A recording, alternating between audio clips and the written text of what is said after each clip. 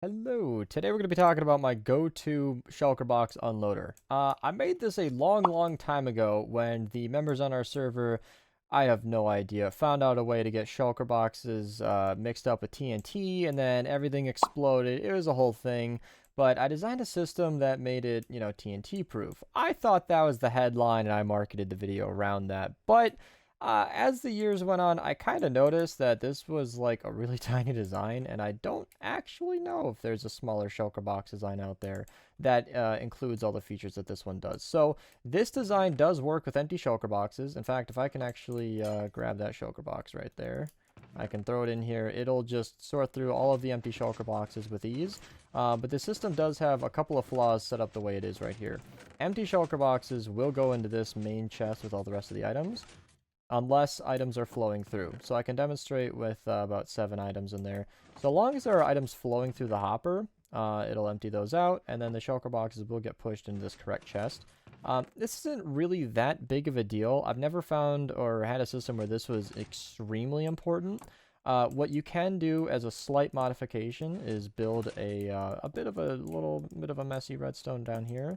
That will force it so that it'll lock this hopper temporarily and no items will ever go inside of here. So if you throw in a bunch of empty shulker boxes, you can show that none of them will actually go in here. I only do this in systems like the shulker box unloader needed for the potion system I showed recently.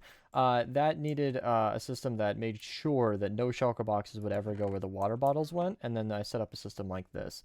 That was also a particular case where shulker boxes and bottles can't be sorted like this, because they both have a signal strength of 3.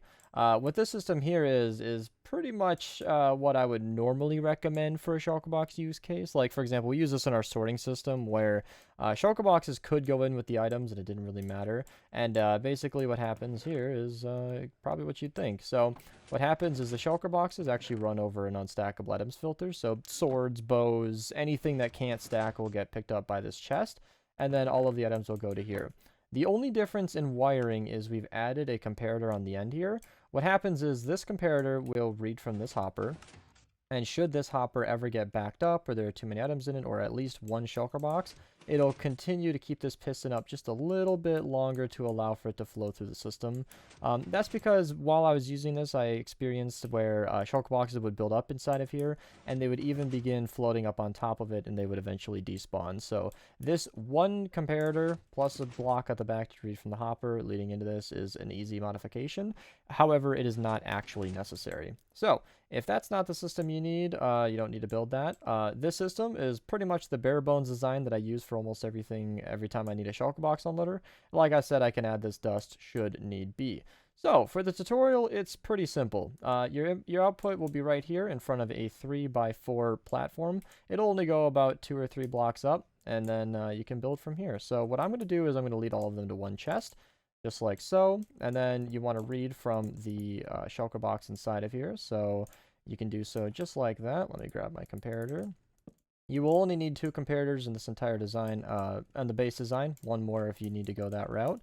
Then 2 blocks out the back, dust facing into a repeater, facing into a block. This is where you're going to need a piston that I got rid of with that shulker box. Oops, let me just get rid of that shulker box there.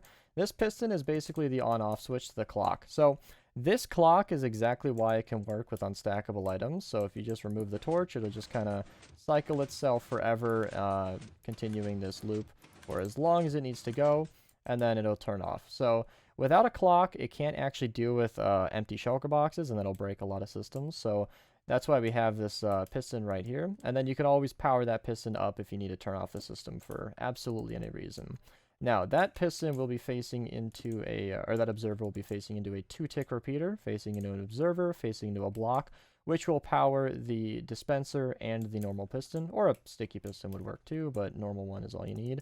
3-tick repeater out the back just like so, and then that should be the entire circuit for that. Add a torch to, be able to turn off the clock.